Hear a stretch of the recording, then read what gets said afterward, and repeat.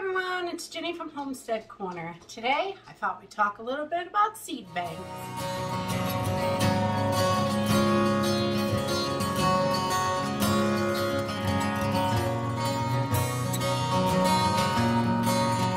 today I thought we would talk a little bit about banking seeds. Seeds are one of the most important preps that you can have.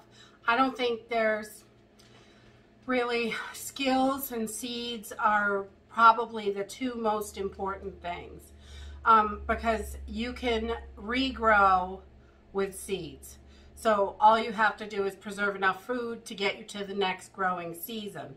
A lot of people will prep for 3, 4, 5, 10 years, and that's okay. Everyone's got a different plan. My personal opinion is you've got to have skills and you've got to be able to grow the food because we cannot always rely on the grocery stores. And we have seen that over the past year that if you were not prepared, you may have been really struggling to get through. When you don't have to, you can prepare and be ready for just about any emergency. You're never going to cover everything, but you can cover a lot of stuff. And seeds are just so important. So there are tons of ways to do this. There's no specific way that it has to be done. Everybody does it different. It's all okay. Whatever way works best for you. I do it a bunch of different ways. I save seeds from food that we grow. I have saved seeds from food that I bought. If you buy food from an organic market or you get organic food from the grocery store, those seeds, if they're heirloom, they're going to be very viable. Even if they're not heirloom, if you can still save those seeds and grow food with them, they're still going to work. The regular modified foods that you mostly see at the grocery store, those are not as good. You really don't want to save seeds from those because most of them are modified and they won't regrow. You having the heirloom seed is super important. So some things that we do, I save seeds from all kinds of stuff. And like this is, I have my zinnia seeds here, and how I do this is these are flowers and not something that you have to grow. But it's great practice for anyone that's never grown before. And this works for a lot of different stuff. I do the same thing with onions, green onions. When you get that flower bloom on top, I basically take that flower bloom and chuck it in a bag and I let it dry. It's in the paper bag. There's just a whole bunch of blooms in there, and that's it. And then I can literally, I'll show you here. Let's see if you can see this. I just grab these pieces of the flower, and on the tips are all the seeds. So I've got all of those seeds to regrow this. When I do onions and stuff, the seeds from the onion flowers, I just throw them in the bag, just a couple, let them dry in there. Honestly, onions, if you just shake them, pull the flower pieces out, and the whole bottom will be covered with seeds. Thousands of seeds, which is great. That's a great way to do it. And then you've got your own seeds. If you started with heirloom, they're going to regrow again. Heirloom seeds are absolutely the best if you're using someone else's seeds. If you can use your own seeds, that is even better. So I've just got to go through this bag, and I just write right on the bag. You can see it says zinnia, so I know what's in here. I write what it is, chuck it inside, and I let it dry. Sit it up on top of the fridge. It can, you know, if it sits an extra month because I forgot about it, it's still okay. Most things, a lot of things, especially flowers and things like that, you can do this way. It's easy to get those seeds out. Some other things, like if you are saving seeds from a tomato. Tomatoes have this really fleshiness around the seeds. So you need to get those cleaned and drained out. And you also want to ferment the seeds a little bit, because that is how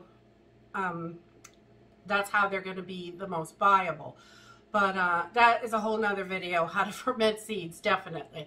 But we do that. And we also like bell peppers and things like that, where you cut it open and the seeds are pretty, there's not fleshiness all around them. It's just the seeds are like wide open in there. Those are easy. There's not much to do to that. You just pull all those seeds out.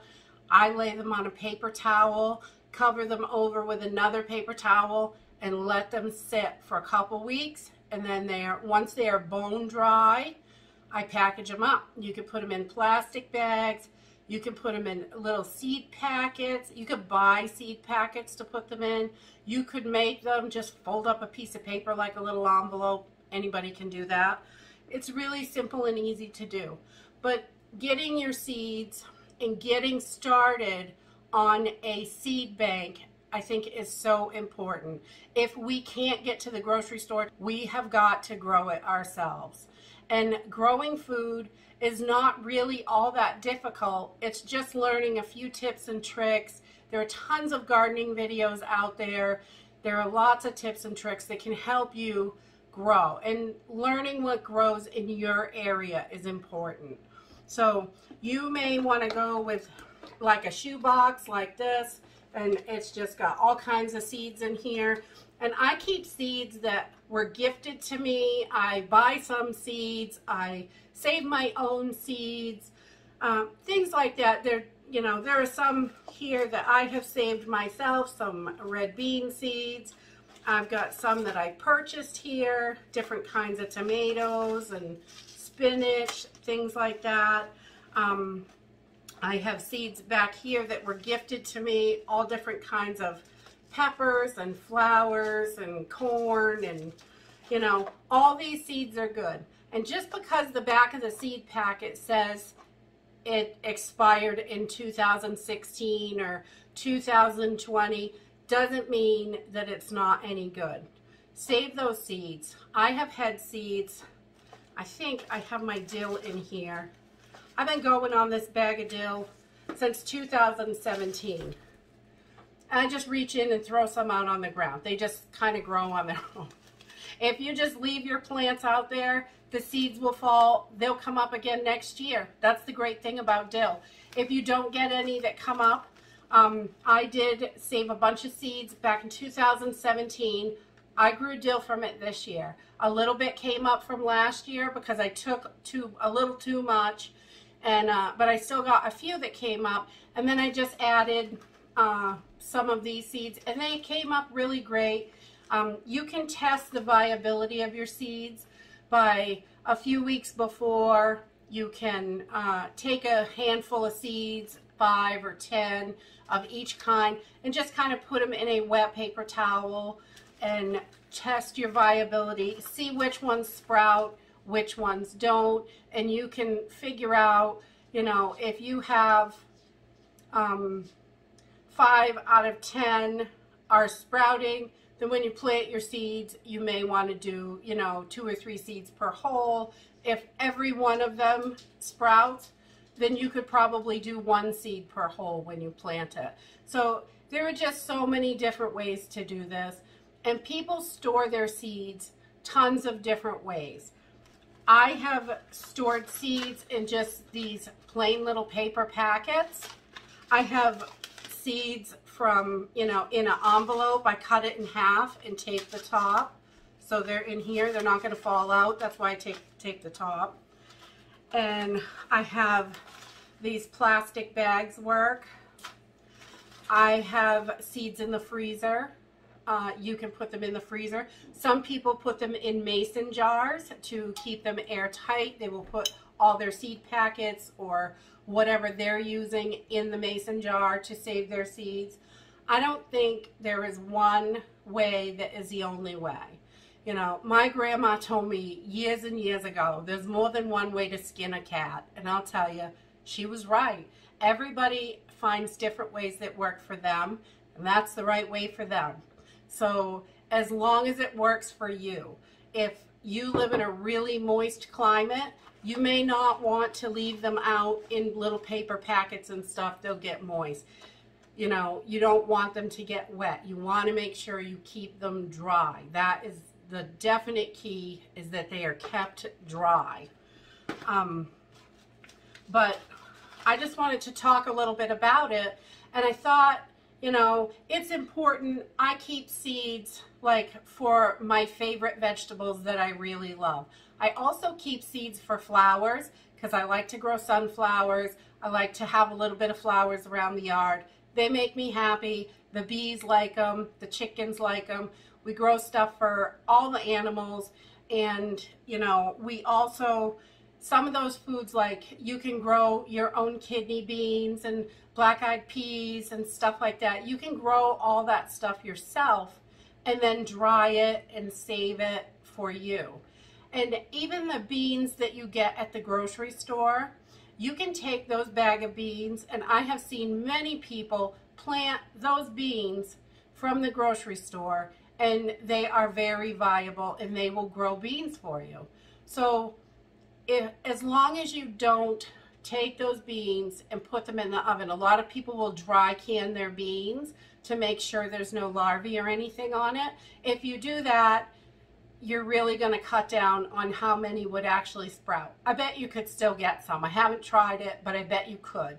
But it's not going to be as many after you put them in the oven like that. So keeping them, you know, in a mason jar or something just for planting is a great idea. You've got those beans, you don't have to worry about it. You can throw them in the garden. Try testing some out to see how they sprout in a moist paper towel where it's warm with a little bit of light. There are so many different ways to do it, but seeds are so important. I mean, we need food, and we cannot stock food forever, and we all need to know how to grow food, because that is the only chance of survival, really.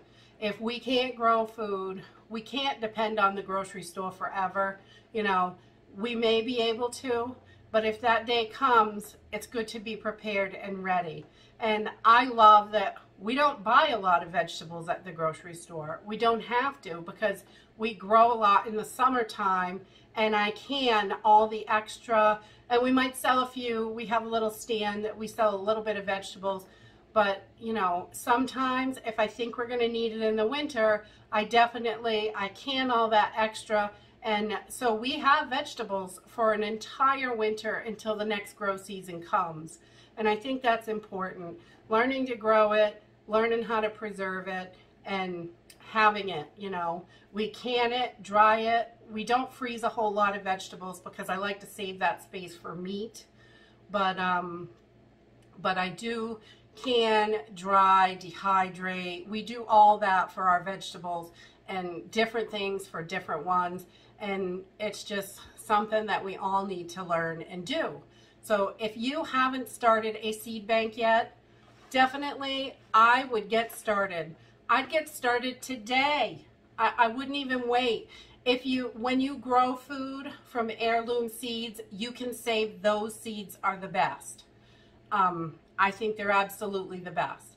If you're growing a bunch of different squash plants together, they're going to cross-pollinate, and next year you're not going to get the same plants. So you may get like a half cucumber, half squash, things like that. They're going to kind of morph when they are plants that are similar, will cross-pollinate, and then you get some kind of weird vegetable. But to stop that from happening, you really have to plant them way apart, a quarter acre, I think it is. And but there's just so much that you can do. So I would say today, if you have no seeds, next time you go to the grocery store and you have to pick up whatever you have to pick up for vegetables, whether it be bell peppers or tomatoes or something along that line, some kind of squash, buy an organic one.